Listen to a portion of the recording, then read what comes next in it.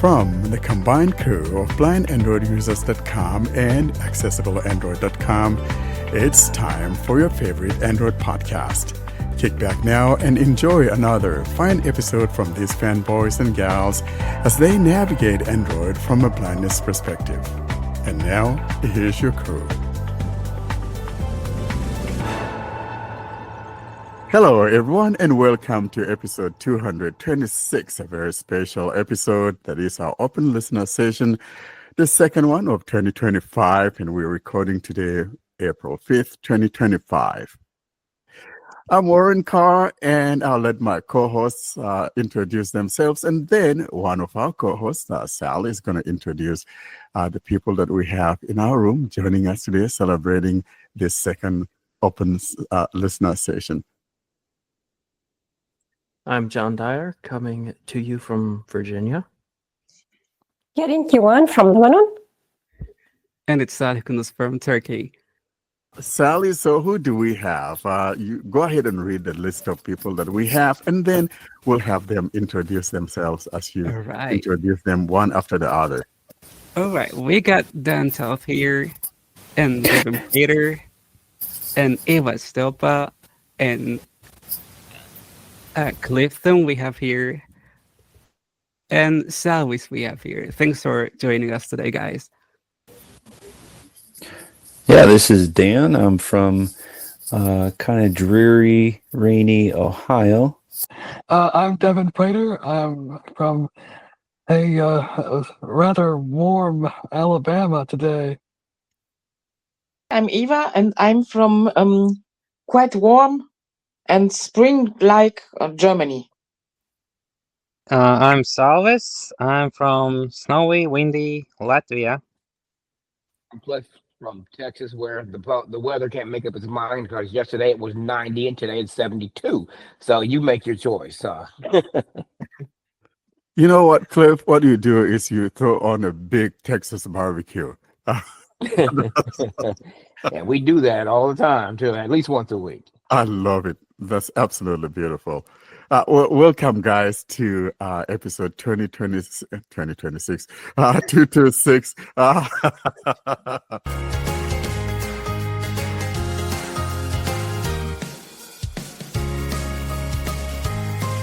Welcome to the Spotlight segment.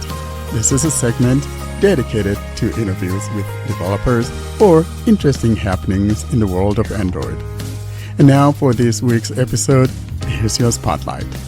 Well, today, though, we're just going to be talking about whatever that comes on our mind. But first, I want to talk, though, guys, about the, some little things that came through. For example, we got the Android16Beta3.2. Google pushed out another little update, little patch, ranging between 34 and 35 MBs.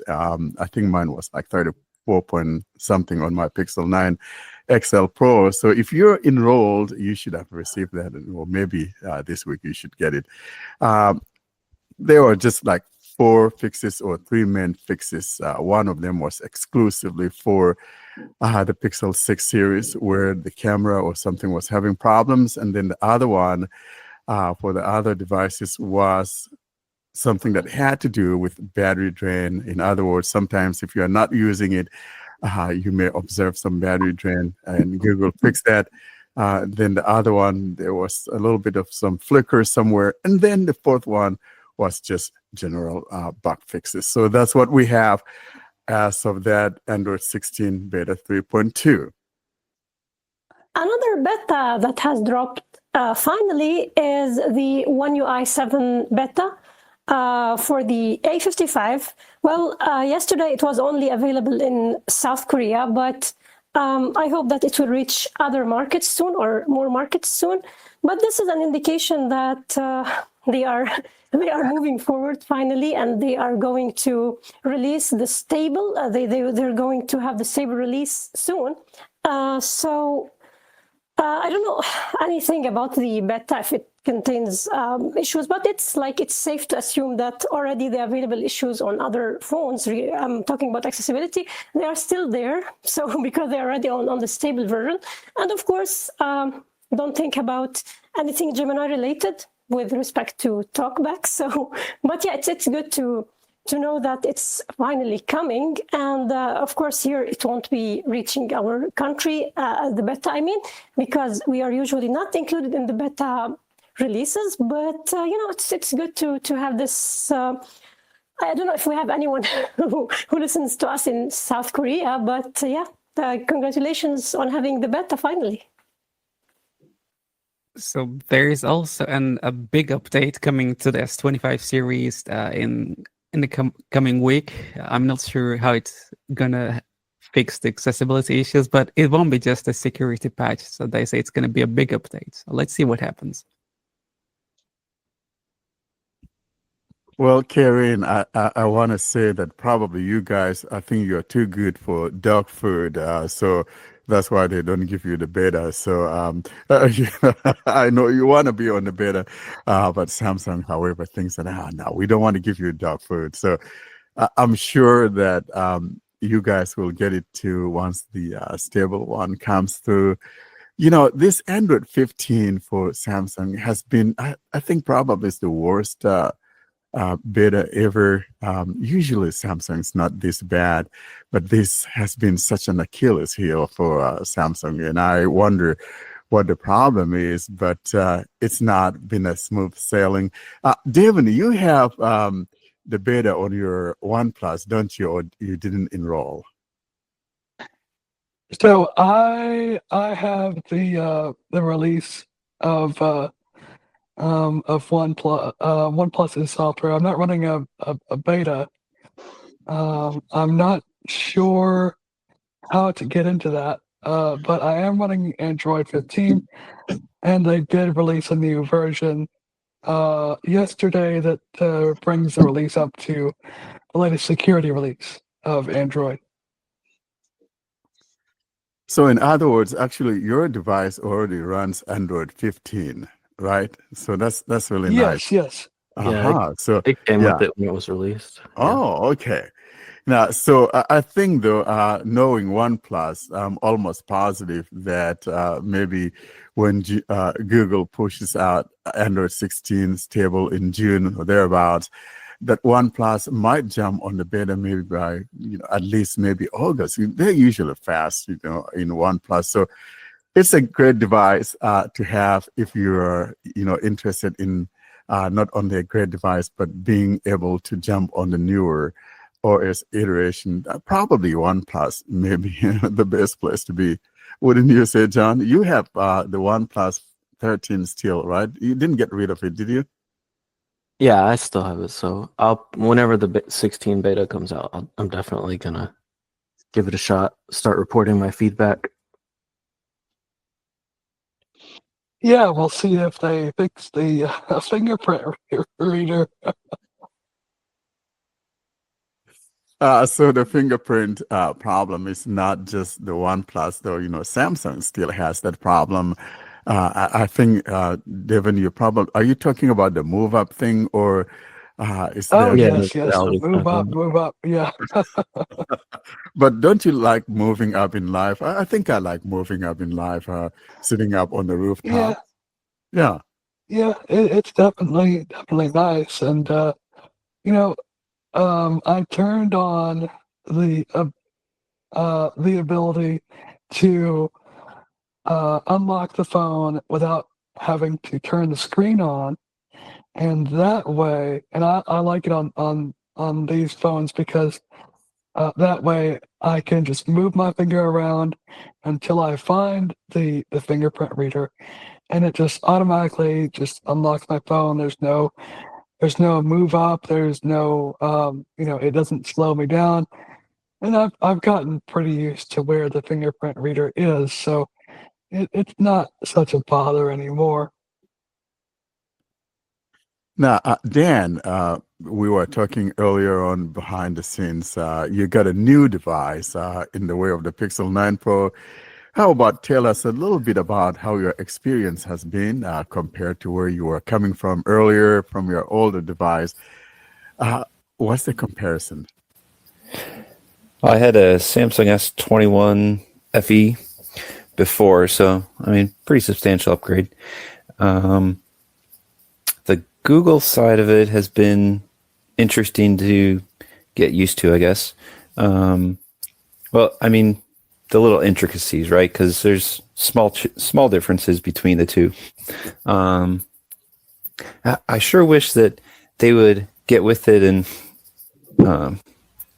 bring the Talkback settings over when you transfer phones. I mean, how easy would it be to have even like a text file with switches? Is this turned on or off? And then just transfer that over with Talkback so that when you start up the phone, all your settings are there. Because then it's like, oh wait, it's doing this. I don't want it to vibrate. I don't want it to make noise, or I do like noise, or all those settings. But that's with every phone, so that's not specific to this Pixel. But the one thing that I still haven't gotten used to is like the recent apps or the overview, whatever they want to call it. Because you only get, as far as I can tell, I haven't found any other way to go through the apps other than you get one app at a time, and there's no way to, like with Samsung, it would show you on the left and right side of the screen as you scroll, like the app that's coming up next. But with the Pixel, I have to swipe, and then half the time it doesn't even make a noise or anything that it changed to the next recent app. And then you have to tap the screen to find out if it like actually went to the next app by the swiping. And there's like no feedback that tells you that you've changed to the next app. Have you noticed that, Warren, at all? Or how do you like operate with the recent apps? Everything always works perfectly for Warren, but I can tell you that if you're, it's not even worth asking him if he's ever seen that. So are you using a third-party launcher? I did get the Nova launcher, but even before that, all right. Well, I don't think it changed at all. I can tell you that you can't swipe between apps, like it won't automatically scroll the screen when you're swiping if you're using a third-party launcher. But if you're not using a third-party launcher, just using a regular Pixel launcher and everything's working as it should, then as far as I recall, it will let you swipe through apps and scroll the screen for you. Yeah. I mean, like swiping. Sorry, I didn't specify, I guess, but I can swipe with two fingers, to get through the apps. But like with the Samsung phones, you could just do one finger to the left, and it would just keep advancing. Yeah, you should be able to do that on the Pixel as well. Yeah, as you long can still as use one you're finger using as well. the Pixel launcher. But if you decide you want to use a different launcher, it's not going to work. Because I think it had the same behavior before I got the Nova launcher, because for whatever reason, Google, that was one of the other differences. I got the Nova launcher and then paid for the premium version, or Prime, or whatever they call it, because you could do folders. And for whatever reason, the Pixel doesn't allow you to do folders yet, even though I saw that it's been requested like on a lot of forums and stuff. But I have the 9 Pro, Pixel 9 Pro that Warren congratulated me about last time. But I do folders on the Pixel 9 Pro with no third-party launcher at all.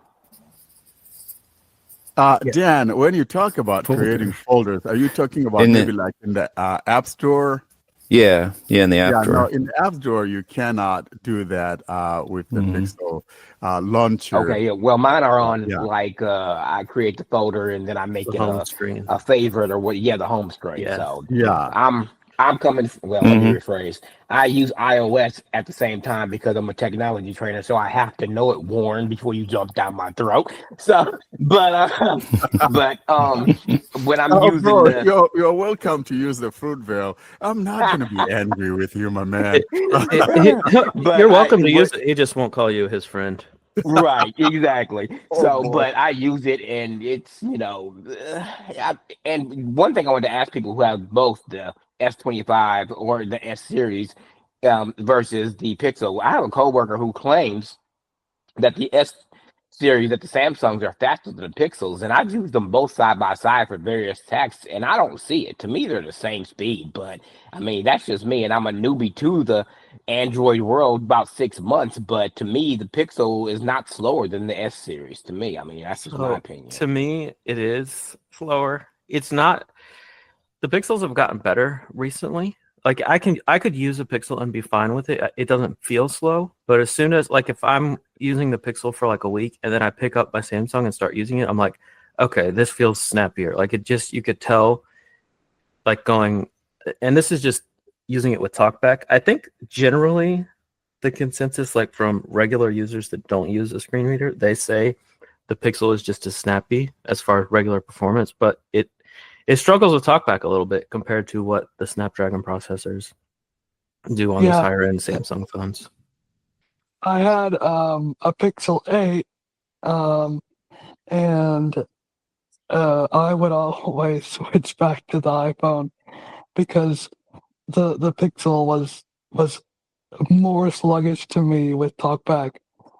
So I sold it to my boss for a bit of money and got this OnePlus 13, and it is much faster. Like the only time I have pulled out my iPhone for personal reasons was to get rid of subscriptions that I had on the App Store.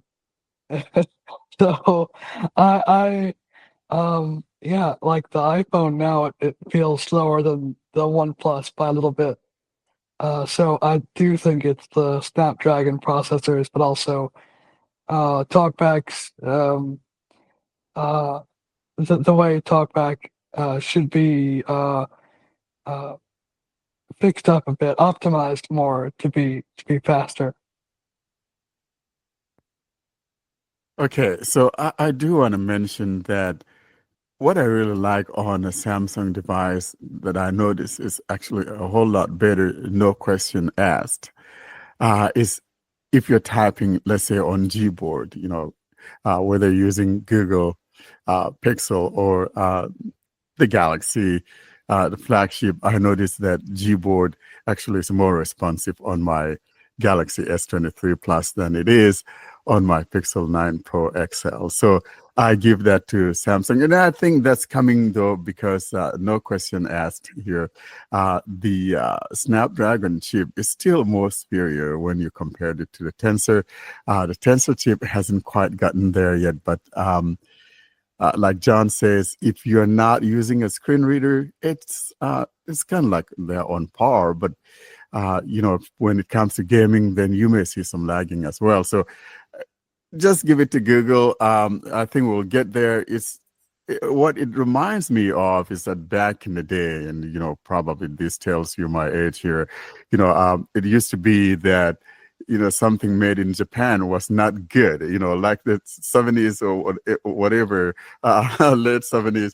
But now look at where Japan is. Now they're the kings of manufacturing and all of that. But so we'll give Google some time. This is just their third iteration, and we'll see what happens. Or is it the fourth iteration, rather, with the Pixel 9 series? That's why I bought the OnePlus 13, because, then I can wait for 4 years, and 4 years is hopefully all Google needs to get better, and maybe they'll get better sooner. But yeah.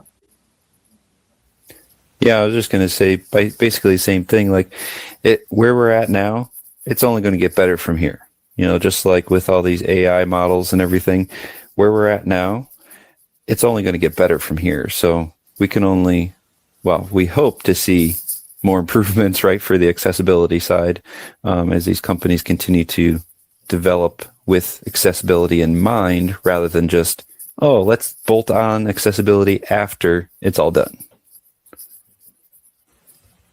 Yeah, just like the new Gemini model, like I don't even use ChatGPT anymore because the new Gemini models is really good. So I might just cancel my ChatGPT subscription and save even more money.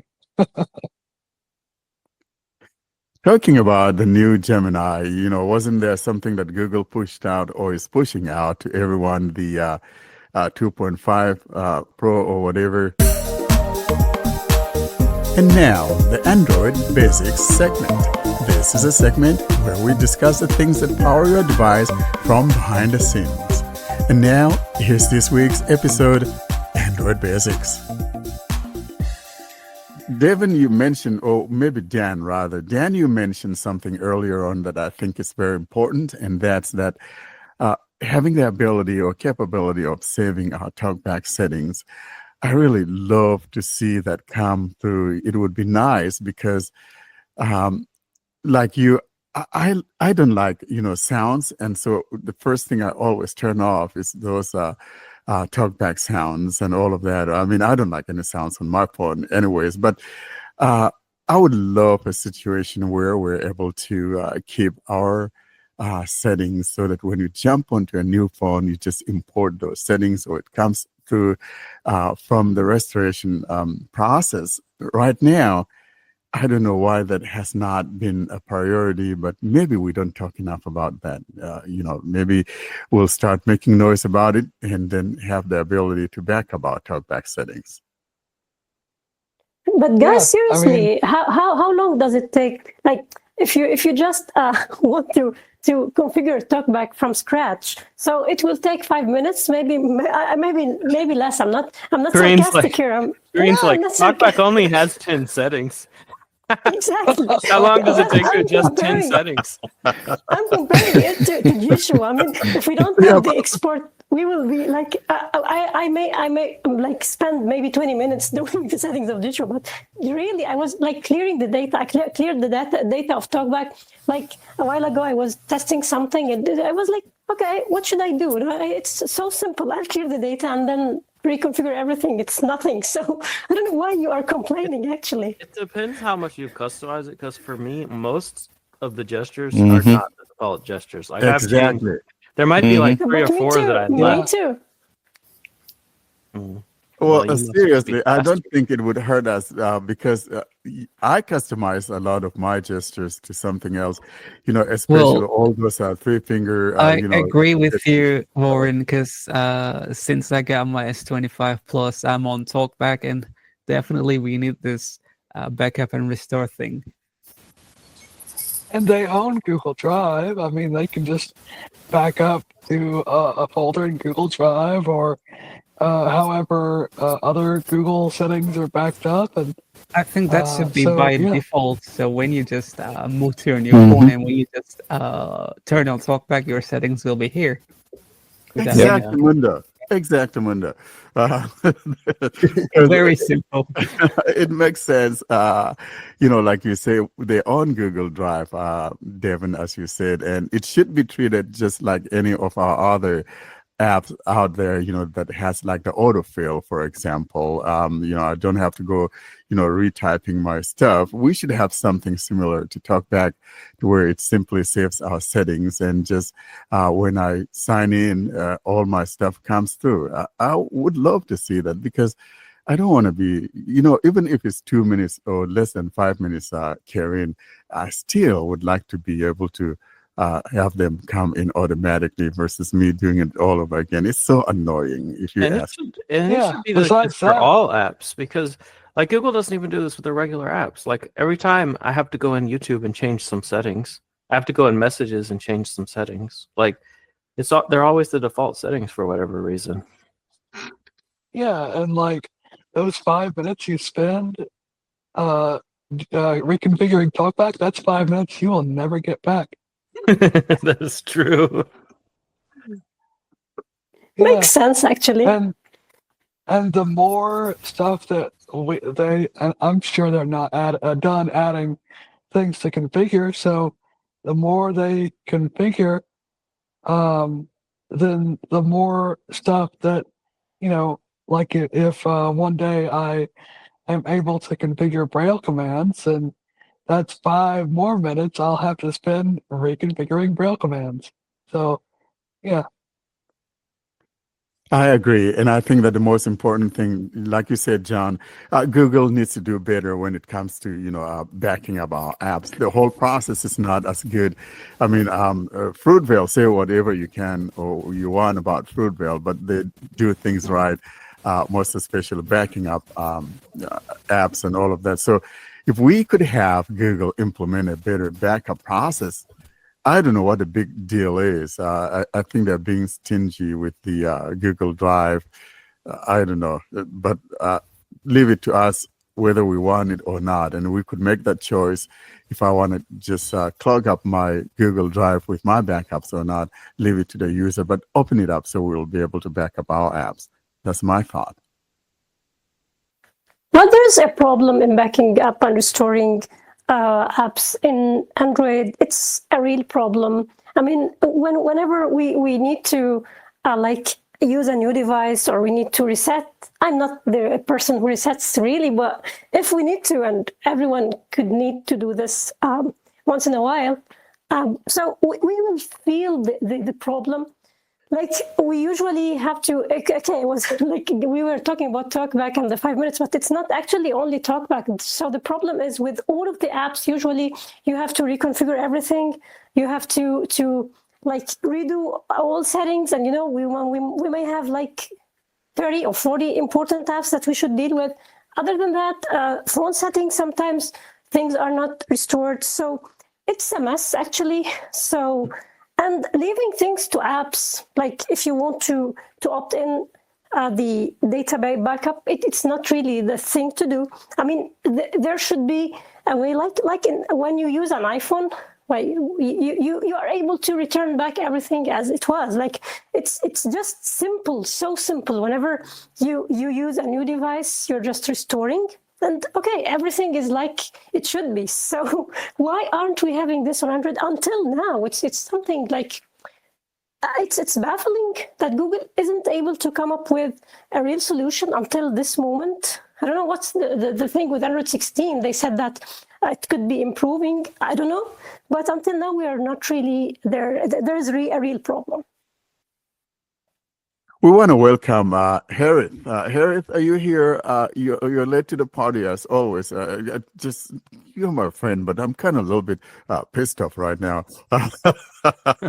You always are, to avoid spending some pennies over food and drinks and such. Good times, everyone. Hello, everybody. I hope you're all doing great. Welcome, bro. Glad to have you. I know we've gone through the introduction and all of that, but you're our friend, from Iraq, but now in Algeria. And so we've talked a lot about things, and now we're talking about, backups, and we were talking about how we wish Talkback could have the capability of backing up our settings, because I don't want to be constantly, doing things anew when I go or move to a new phone and all of that. So that's what we were talking about. And then we talked about a little bit about Gemini. Well, really not Gemini, but Devin mentioned something about ChatGPT, how he's loving his Gemini now and maybe canceling his ChatGPT subscription. So that's the update of where we've been. And we're talking. That's great topic, actually. Saving the settings or syncing them with the other Google Apps settings. It should have been done like years back. Talkback is like an alone orphan of Google's apps that doesn't save settings wherever you go, like moving towards next device or reset the phone or whatever. You have to do the whole thing, especially with all of them customizable gestures. It's kind of like annoyance. It is annoying. And you mentioned something about syncing. Now, I think that on the Play Store now, we have ability to sync all apps to other devices. I thought that's a good thing. So if you have a device, for example, and maybe you forgot to skip, I haven't tried it to be sure, that it works. But I may deliberately do that one of these days and see if I could just say, hey, sync my apps to my other devices and see if I'll get the other I app. haven't tried it either, but I will bet money that it does absolutely nothing but download the thing to that phone without you having to go to it the would Play install Store. Like, apps and such. I And doubt most it of them, actually keeps the settings synced between devices. I don't think they it would does miss the settings and the configurations and whatever. Yeah. Yeah, so I've been saying that, and I've been saying, hey, maybe one of these days, so I'm gonna try to see if it gets synced across my other devices. So maybe say, hey, sync it to my Pixel or whatever, and see what happens. So I'll do that homework, reset a device, and just say, hey, set it up as new, and then I'm gonna go tell the Play Store on the other device to sync it to that one and see what happens. Well, it's not about syncing the whole device. It's the what you call them, the really important ones. The most important one is Talkback for us. Other than that, Chrome does its syncing automatically. Calendar, contacts, photos, whatever, they sync automatically if you turn them on, and that's it. You're good. But Talkback is like, it's like a dead horse we beat. We beat on it like every other month or whatever. I put the shared blame on both the beta testers because they're not pushing it hard, and of course the developers. And And so, in other words, you're pounding me on the head. it's not about finding you. Well, Google is Talkback is a system app. It could easily access your Google account and sync its data across devices and save its settings with Drive. The thing is, it does it sometimes, so it's possible. Like if you have a Pixel and you reformat your Pixel and you choose a Pixel as the backup device that you're restoring data from, your settings will carry over. If you have a Pixel and you're getting a new Pixel, the settings will carry over. So it does in that very specific. So it's possible, and it does. But why can't it just work everywhere, no matter which phone you're coming from or going to? Yeah, exactly. And why do you have to do it at startup? Like, what if you want to restore settings later from a different device? You should be able to transfer. Yeah, exactly. That's what we're talking about, because we periodically reset our phones because of like major updates or a couple upgrades in a row, or a big upgrade with a couple of problems or something like that. We do that maybe once a year, once every some months. Because of Talkback settings, I avoid that as much as I can because of the lots of gestures I've been customizing through the years. Now, talking about the subject of backups here, guys. I haven't done it in a while, and I'm not sure if it's still the case or not. But a little while ago, even as late as last year, I know for a fact that if you had labels that you've created, I don't create labels anymore in Talkback, and you try to import them, it wasn't importing. Has that been fixed? Sally, I know we've talked about this. Have you seen any change? I haven't tried it, to be sure. Well, no, I haven't seen any. I tried it a few months ago and it wasn't working still. So yeah, we need to be more clear with Google what we want. Not only do we want to have backups, the ability to back up and restore settings, but we also want it to work. Because apparently you can have that functionality and not have it work, because it lets you think you can back up your labels and restore your labels. Don't tell Warren the usual half-cooked stuff. Well, but I'm the one talking about it because it's a problem. Yeah. That labels, for example, I mean, I don't do labels like I used to anymore because Google has gotten a little bit better with unlabel buttons, or Talkback taking the heavy lift in letting me know what those buttons are. And so I've been kind of, not labeling my things, but now and then there's some that I still label. I would like to be able to kind of back those things up and be able to import them. It used to be that we could do that, but now you go to import it, whether you save it on your Google Drive or save it some other location on your phone, and you go to back it up or import it, it just fails. And I don't know what the deal is. Yeah, it's not working. So Hey, with Warren, the, I bet with $100 that it will work for you. Wait, what'd you say? What was that, Terry? Oh, she's okay. I gotcha. She it stated will the obvious. Warren would go like, well, it's working for me. I don't know what to do with you guys. Oh, dumb. But as Warren said earlier, he's the one that brought it up, so it's obviously Yeah. not working. Yeah, he was saying that people were saying that it's not working. Oh yeah, But he it said other people suits said. them good. No. I said I tried it as late as last year. It wasn't working, and so I was asking Sally if it works because I haven't bothered to try it anymore. It's just Yeah, Why not bother? working. Why bother? Yeah. It won't work. Well, yeah, no, we need to bother because it used to work and now it's broken. It should be fixed. I wonder if your labels are even transferred. Like, I just mentioned like the rare case where your talkback settings do transfer. I wonder if that also transfers your labels or not. That's something I've never paid attention Yeah, we to. used to be able to, send labels to each other. For example, I remember back in those days, someone has problems with an app, and I have labels. I send them the labels for it, and they were able to use it. So Remember, like it worked. 8, 9, maybe 10 years back, somebody created an app, like a paid app or a subscription-based app to do whatever with labels or shared labels or something like that. I can't remember real clear.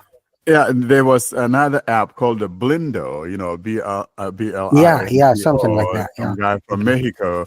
And it was a exactly. great thing. You could share and you could see what people And are Steve searching. It was great. didn't like the name of that app, and he said, "Why is saying blind or whatever?" And the guy explained that it doesn't mean what it is in English because it's a Latin name, and he translated for him. And I remember that because it was kind of funny because he created something from nothing. It just Yeah. But But even outside of Blindo, we used to be able to send, our, talkback labels that we've created. But the good thing about Blindo was that it has some tabs. You could see, the labels tab that people have created, and you could search for a particular app and see if and it's has rating labels and for some it. kind Yeah, of stuff, some crazy yeah. stuff. I really like the app. Yep. well, speaking of labels, on the Pixel, I found that, I don't know if it's just with the latest version of Talkback or if it's a Pixel thing, but there's times where it just says like button and it doesn't say unlabeled, it just says button. And then I bring up the Talkback menu to, add a label to it, and it doesn't give me an option to add a label. Have you run into anything like that recently? Yeah, there are some apps like that it will just, no matter what it is, you're not going to be able to label them. And a part of the problem is that, developer didn't give it like an internal, identification for the button. And so the only way you're going to be able to label an unlabeled button is if it actually has an internal description or whatever of that particular button. If it doesn't, no matter what you do, you're not going to see the label from the Talkback menu. And that's the problem that we've been talking about, that we would love for Google to give us the ability to do that. So, for example, that button, if you tap on it and it does something and you know what it does, I should be able then, based on that, give that thing a label, even if it doesn't have that internal component. Yeah, it seemed to, I don't know, on my Samsung phone, it almost seemed to allow the labeling more than on the Pixel, but it could just be the apps that I'm in, maybe. It's the app itself. Maybe page the app. is the as button. Maybe it's not a button. It's like a link or something like that that is not assignable by Talkback. Because sometimes you would get an email like press the following button and it's a link, not an actual button. And part of the problem could be that the developers actually label it button. Like that could be what's happening. And it technically has a label. So you don't, it doesn't let you relabel it because it already has a label. So that's another thing. It doesn't let us change labels either. Like it has to be unlabeled. If it's a button, no. I think you can relabel a label button. I think so. If you've labeled it yourself, but not if it's labeled by the app. That's what I've run into too. I've got some numbered buttons on Binance app. That's like a crypto platform, and they're all like you can relabel them. And some other buttons they state that as button. You cannot like label them. So it's kind of like I don't know. The whole thing is not really organized because you cannot. We cannot tell how the developer thinks when he labels those, or it may be just a simple control, and he just add the word button to the label for that thing, and it's not an actual button. It's a different thing, like an active link or some ARIA active thing that you can activate by the mouse or a touch or whatever means. But it's not an actual button. Easy to find those on web pages when you do like the B letter for finding a button. It says it says button because it was labeled as button, but it's not an actual button. You cannot find it by the button finder hotkey. I should clarify something here. When you were talking about the button that you could label, and it's called button. Well, it's the ID. So we have to differentiate between two things, the ID and the content description. The content description is what the screen reader sees as a label. So it's the label actually that the screen reader is able to see, which is when we say that this button is labeled. So the developer has added the content description. But the ID is the internal ID that is given to the button. So here, when you see the button and you can label it, this means that the developer has included the ID name as button, which is probably So this should be the reason. But if the developer for a reason, and some developers don't know actually what this content description means, so they just add random stuff, which is a real pain for us. Exactly. So when they do this means that you aren't able at all to relabel this. So you are stuck. Most of the developers they do respond because the one developer of that of quite a few free open source apps for watch, the Wear Android. What you call it, Wear OS. I contact the guy, and he was very responsive. In a couple of days, he responded actively with labeling the buttons and everything. So they simply don't know about the stuff that we need. They certainly don't. And but like I'm saying, I think the bottom line is that if I know what something or what a button does or what a certain control does, even if it's not labeled or does not have an internal ID, if there's a possibility where we could use Talkback to assign what we want to call it. So even if someone has labeled something, whatever, I could change that to whatever that I want. So if we have the capability of labeling what is or relabeling what is labeled, or ability to label something that doesn't have a label or an internal component, I think that will be the game changer that we're talking about here. I'm looking at it like, say, I have an icon on my home screen or on my computer desktop. Let's say I have JAWS. I could rename it to dog if I wanted it to, be used as dog. That's what I would love to see us have the capability of doing. And I think if we have that, it will be a big game changer. another point, it's a matter of how a person used to use with those unlabeled buttons or just numbered buttons or whatever buttons, to avoid like redoing them with like future app update or whatever interface update that would bring them back to the need to be labeled again or whatever. I simply, because I use Explore by Touch a lot, and most of the apps I use them a lot. I just like memorize which button does what and where it is. So I really don't bother much with this labeling thing anymore. And this goes back like years. And now, the Android Basics segment. This is a segment where we discuss the things that power your device from behind the scenes. And now, here's this week's episode, Android Basics. So let's now talk about, there was a TTS that was being pushed out. I know some people haven't received it. It's kind of like a slow rollout, the newer TTS engine. Karen, I know last time that we talked, you still didn't have it. Do you not still have it? Sorry, you're talking about Google TTS? I wouldn't bother.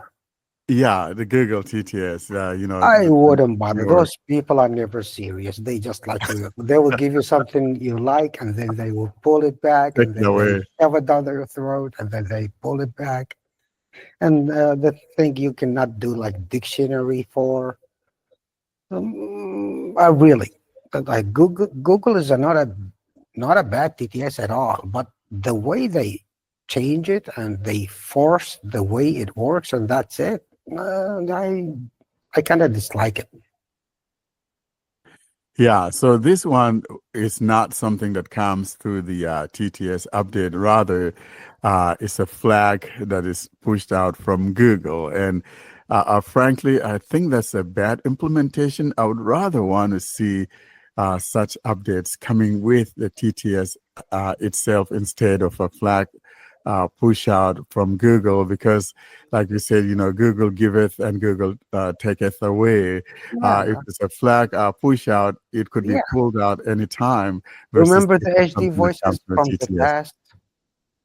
Yeah, but that's what I'm talking about. This now the HD voices that we have, but it's a slow rollout, and it's being pushed out through a server side kind of thing. And I'm not a fan of these server-side push-outs. Back so alley push them if we do have them. Did you see them at your end, Cliff, or not yet? No, I'm asking where would I look to see if they are, since it's not a TTS, it's a flag thing. So if you're using a Google TTS and you have a US English voice, any US English voice 1 through 8 as your default voice, then it will just automatically take effect. You might have to restart your phone, but yeah, it'll just change. Okay, I actually just did start my phone because the update was sitting there not doing it, and I had to force it to talking about wait 4 days. Why would I want to wait 4 days? But yeah. Yeah, no, in this case, there's nothing to do. If you're not seeing it, sometimes if you restart the phone, it will be there. So it's not something that is coming up with any updates. Like I said, it's being pushed out on the server side. Which is also an approach that I disagree with, just having the voices become new voices. Like, I think they should have allowed an option for the user to either stick with the voices they like or use the new voices. That's not Google way. That's not Google's way. Google know better. They know better. No, they know what's better for us.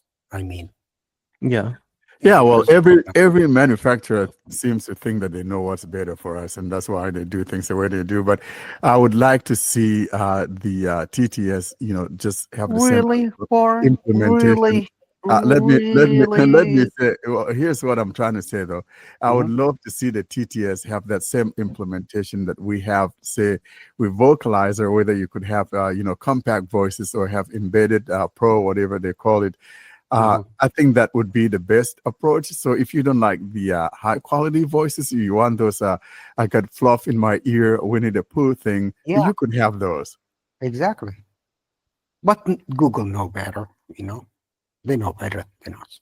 Yeah, every manufacturer thinks they know better. It's not only Google, let's be honest. The other ones are different. Well, because it's I not. think you just have a vendetta against Google. Let's be No, I honest. always Come say on, man. there's. Look, there's. Which of them doesn't think that they know better than we do? Hey, All of them John. think Google that. is trying to be the Apple of Android. Like they do kind of dictate like what the user The should. iOS of Android, yeah. Yeah. Well, John, look, you heard of Big Well, Defender Samsung, in the past? Samsung You does the remember same Big thing. Defender? Well, how come is it that we still don't have, look at the Talkback? Samsung thinks this is what we need. And frankly, they all think this way. They know better than we do, even though the users, the one that should be dictating what should be done, these companies think that they know better than we do. Of course. They do it. And so if we knew better than them, then you and I could be making it, but we don't, right? I mean, that's the obvious thing here. Yeah. It's like for our own good. Yeah, we're trying to take care of you, and here it is. Holding our hands. We're poor blinkies, don't know. Shut up. Here we give you something for us and what. Yeah.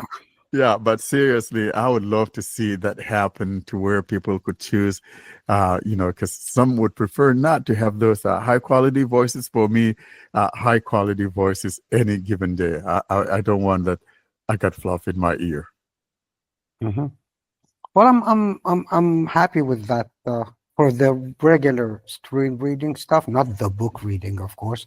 The screen reading stuff, I'm okay with the eSpeak TTS, the GLAD variant number 6. It's pretty good if you play a little with the speed and pitch and whatever.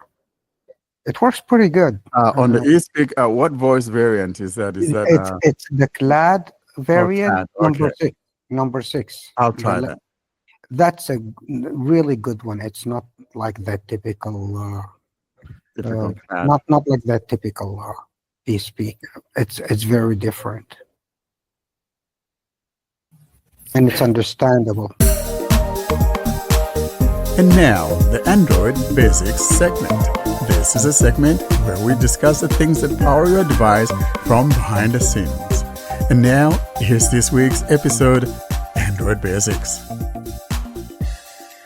So, with at least with Gmail, you have the conversation view, and then it stacks all the emails together. But like especially with the blind Android users group, I might not get to a message till there's like 7 responses on it. How does everyone navigate? Is there even a way to navigate between? Like I've tried headings, I think, and controls, and nothing seems to jump between.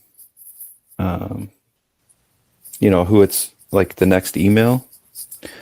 And you just have to like scroll the screen and then hope that your Explore by Touch works, and then you can get to the next message type thing. So what do people do with conversation view? Do they use it or not? That's a good question. I have not figured out an easy way to navigate it either. I do everything touch, Explore by Touch to expand the conversation or to expand the message.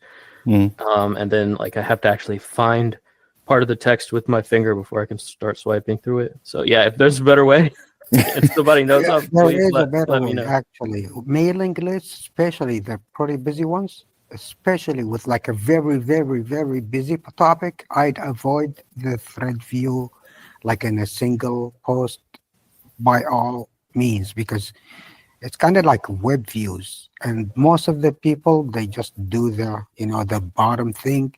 You get lots of like footnotes and replies and response and whatever. So a single message could be like 10 messages mixed, sometimes more than that.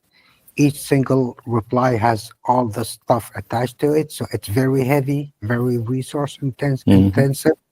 So avoid viewing the mailing list as a thread view in the mobile.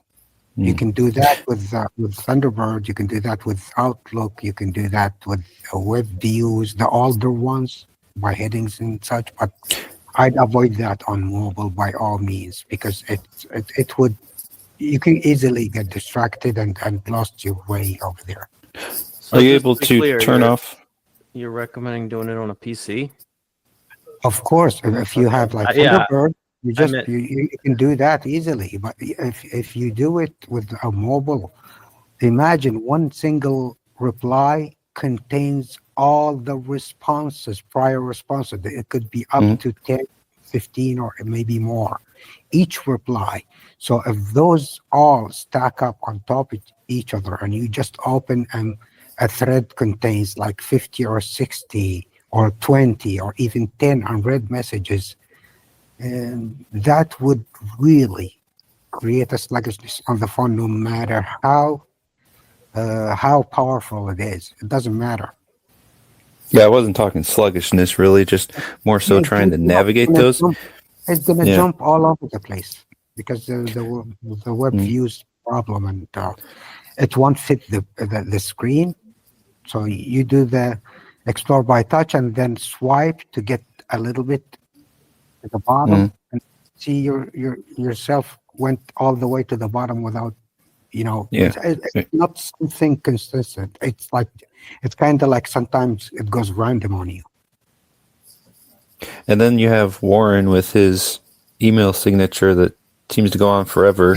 And then he adds on something else every time. So, hey.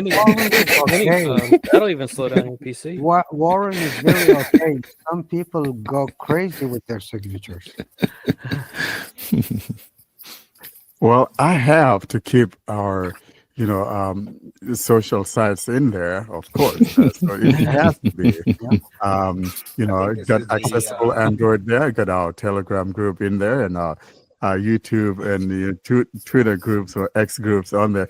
So I can't just ignore those. So yeah, it has to be. I think Gmail, you know what, Warren? You're one of my favorites, Warren. You're probably the only among very few, not the only, I have very few people with longish signatures that I haven't blocked with my mailing things, because it's really people with like meaningless longish signatures drive you crazy with screen readers, of course. I think a mailing list should strip them. He put information, probably important information in his signature, so can you guys hear me? Yeah, we can. Yeah, Go but ahead. Dan, if the mailing list strips those, then you're going to be constantly getting email messages. How do I join your XYZ group? Yeah, I don't know. I think there's more messages about, hey guys, should we do CSR or Talkback?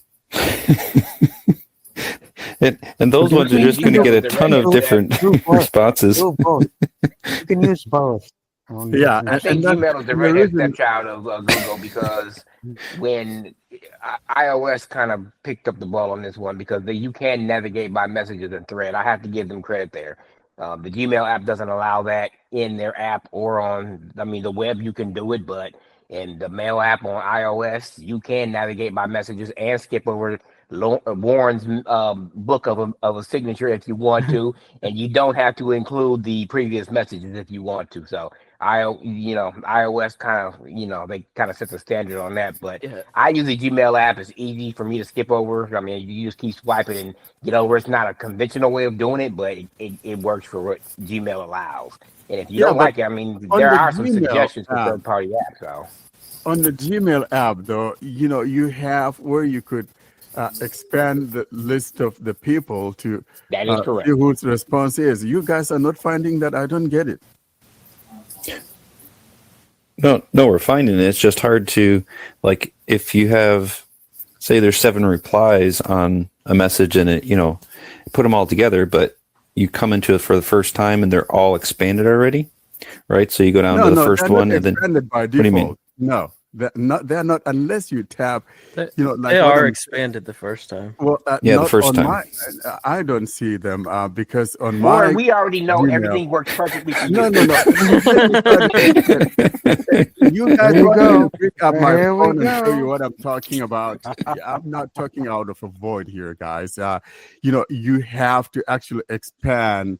Older messages if you want to, or else if you just but they're not older. They're not older messages. If you just Warren, if you read them, they would collapse. But if they're all unread, they would be expanded. Anyway, Unless so you have I just something else. will just Which is why I open the thread, back out, and go back into the thread. I don't even bother. Yeah, that's a smart move. That's a workaround. So the workaround I found is to not use Gmail and Yeah, just use it's Aquamail. the worst app. Gmail is one of the worst apps on Yeah, Android. you I'm can sorry. use you it can, is. you can I use Airmail or some other mailing. I I think use any app would I probably use be better. Aquamail because on Aquamail you can Mm-hmm. have it to where you can just expand the conversation. You can have 5 lines of preview of a message, and that usually includes just about anything that a message should. Not Um, not from everyone. You have Brian no, that not from everyone. likes to Like put Warren. like whatever quotation on the top. Like back in the 60s, I think in the Pentagon when they first discovered the internet, they used to do it like this, and he's sticking to it, no matter what list he's got kicked out of because of that behavior. Yeah, Oh, so I wow. just use Aquamail.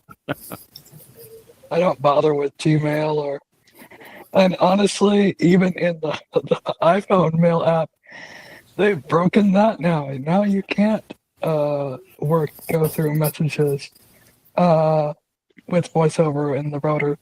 It just clicks and you're still in the message that you were in. It doesn't move anymore, so I think we're just about even now. I mean, because Android doesn't have the feature, and iPhone, as usual, Not say the even feature is broken. in the presence of Mr. Warren Carr. Do not do the evil thing. He's gonna blacklist you.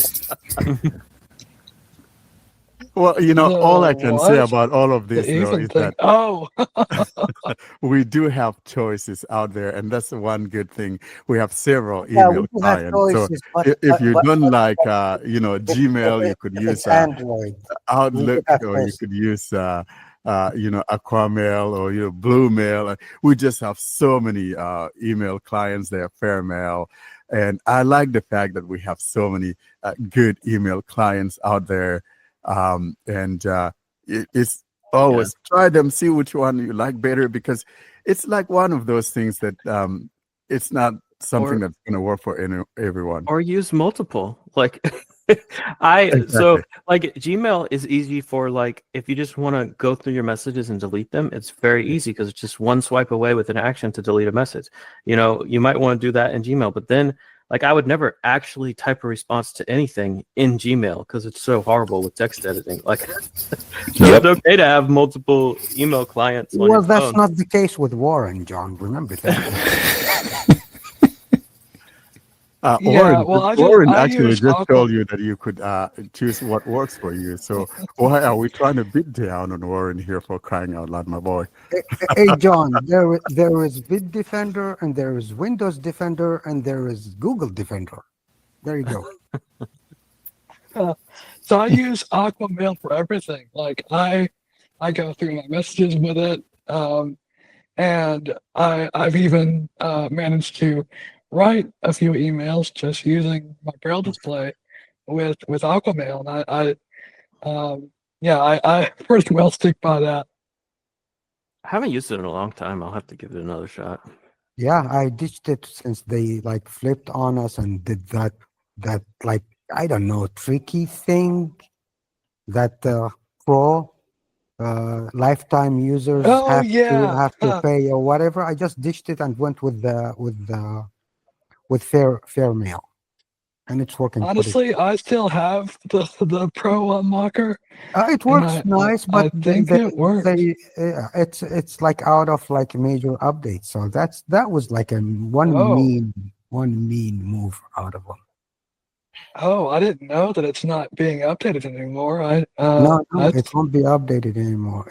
You have to subscribe to the monthly or whatever annual fee. oh, So that makes sense. I dissed it But right away and went with Yeah, but that's fairly. not necessarily a not bad good. thing. If you like how it's working, maybe you don't No, want look, Well, updates. sure, but when you promised a lifetime subscription with your Mhm. payment, they better keep their words. I'm kind of like old schooler with those. Like, if you're not good enough with your words, don't deal with me.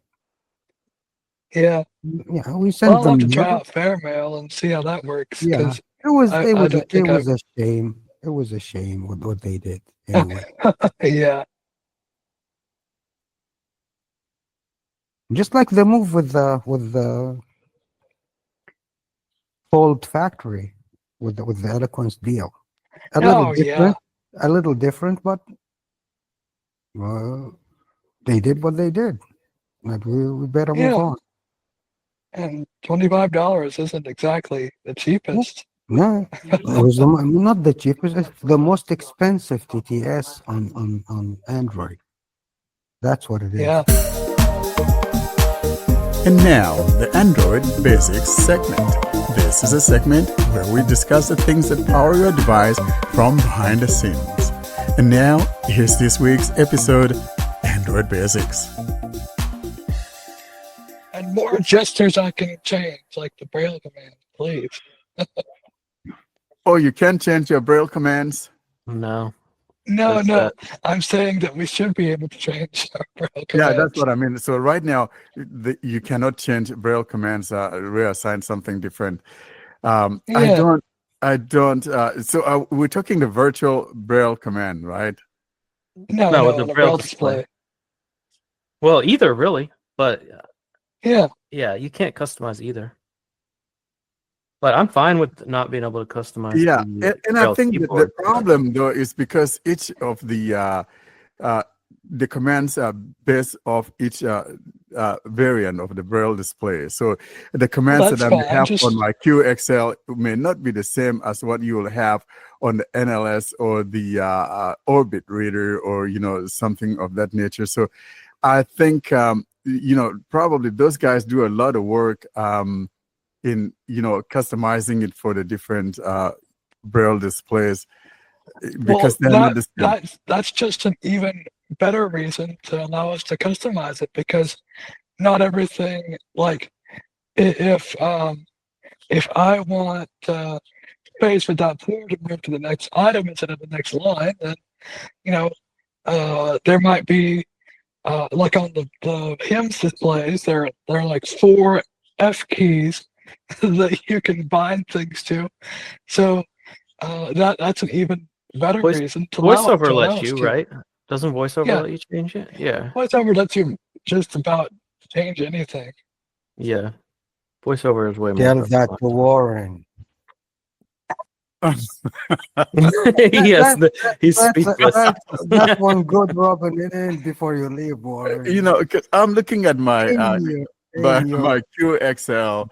It has so many keys. It's not even funny. Well, they dumped it on your lap. Look, take it and run away with it. Yeah, so it would be nice if we could customize those things, or change it to what you would rather have. Remap those to whatever you want. I think that will make sense. A fortune teller for you about this. You're gonna contact the developers of Talkback about Braille, and they would say, "Oh, this is technically impossible." And then the technology just isn't here yet. They would just like the magic tap. It's impossible. Multiple finger tap, impossible. Then Samsung comes up with it. Look, Warren, it's the same old, same old. Do the what you call? Do the same old, same old. It's gonna work. You just have to make sure you send your feedback to the right email address. It's nobodychecksthis@google.com. Exactly. like graveyard.google.com. Yeah. So anyway, those are some of the things that we would like to see those changes coming through, and I'm sure that if these changes take effect, people will be happier. So Google, Well, if you're hearing tell us, help tell us them make voice changes. back. Knowing Tell them for voice. What you call that iOS screen reader voice assistant? What do you call it? This screen Voiceover. reader. What they call it? The voice something. Tell them it's doing everything with Braille on the iOS, and they would get like a little, teased about it, and that's it. You can probably run away with it. I think Just I think tease they them. might already know this. Remember when Akash Half of Kacker, them probably our used an friend, iPhone. teased them with the Element ID thing? Remember back then? They jumped on it right away. Oh yeah, And then Galaxy came up with the Magic Tap and the multiple. multi-finger They, gestures and all they that. Yeah. also did that as well. So it's a matter of like teasing them a little after they declared it impossible as usual. We just need more blind programmers on Android to show them. There are so many of them, but there is quite few on the Google developer. We were lucky to get Victor back then to push the whole train. Like he did a jumps and leaps back then, and things slowed down afterwards. And they came up with some pretty good stuff afterwards, though, when they combined effort with Samsung.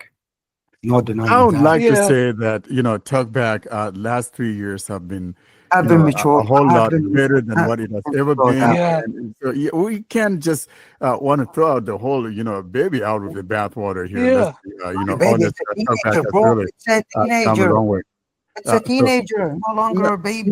no, hang on. Let me finish what I'm trying to say. For example, I mean, we were having problems with so many things, and those things, a lot of them have improved, including the Braille, which was like no one was paying any attention to Braille. But I'm glad to see Yeah. where we are now. So I mean, when something is done right, let's give credit where credit is due.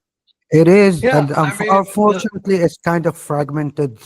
They concentrated on the physical keyboard for like a couple years instead of like fixing all the recurrent bugs or making it much faster on web views like other screen readers or whatever. They ditched all that and they went with the physical keyboard, and then they went with the Braille before they really cooked it good, like instead of making it like a real good meal to enjoy, they were like a drop at a time. Hopefully they would mature that thing eventually, but hopefully they would fix or add the most needed, which is the responsiveness with the web views. Well, and I think they have to work with other Google teams, like the Chrome team, the WebView team, Gmail, all that, and I think that's slowing things down a little bit. But also, they have the image descriptions now. VoiceOver doesn't have that. They have the ability to auto scroll the Braille display depending on the length of the line. VoiceOver doesn't have that. So they're doing really good stuff. They just also have to deal with the rest of Android and the TTS team, the Gmail, the Chrome, all those that may or may not be cooperating with them. In the past, Devin, the Achilles heel was that ability of scrolling. We couldn't scroll with the Braille display, for example. You're reading a chapter, you can't, finish the whole chapter because it doesn't go through the whole thing. And now seeing that, we, like I said, where there's, some improvement, we need to praise that improvement. And we've come a long way. And I think I'm thankful for some of the changes that we've seen, and we have talked about the ones that still needs work, like you guys have mentioned, the customization of that Braille keyboard. If it's possible to be able to customize those, I think that will be another big welcome that we'd like to see happen. It's been a great one, guys. How about we bring baby to a close? All right. Well, I would just like to say one last thing, and that is that Android has improved so much that I have moved full time to Android as of a month ago, and so I've not even needed my iPhone once. And you've committed to doing an Android journey segment with us Next week, right? Yes. Devin, Next week. It better be. It better be. It better be. Well, thank you so much, guys. It's been fun talking about various issues and problems on Android, where there are failures, shortcomings, and then where improvements need to be taken. And also we kind of credited where credit is due and all of that. So I think it was a very productive conversation. We were not just sweet talking everything, and beat me on the head when you can. It's been beautiful, and I want to say thank you so much.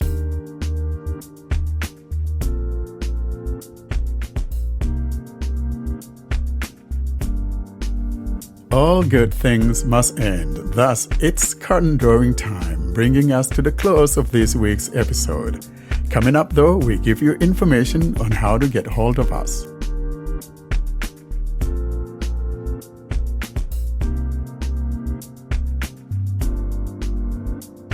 To contact us, simply send an email to contact@blindandroidusers.com. If you'd prefer, you can leave a voicemail by calling +1 307 202 9797. You can join our mailing list by sending a blank email to Blind Android Users plus subscribe @groups.io. You can join our Facebook and Telegram groups or subscribe to our YouTube channel using the links in the podcast show notes or YouTube video description. And you can find all of this information and more at our website, blindandroidusers.com. I think our next open listener session may be sometime in July, and I'm sure probably by then we may have Android 16 official stable release, and we'll be talking about those. So I'm looking forward to seeing you guys again in July. Devin, don't be hiding. Come on here often, boy. Likewise, right, bro. Enjoy your dinner. And everybody have a great time. Thank you so much, guys. It's goodbye from me too. Yeah, goodbye, everyone. Thanks for joining us. Take care. I wish you a pleasant evening, a pleasant morning, whatever, and see you guys in another session then.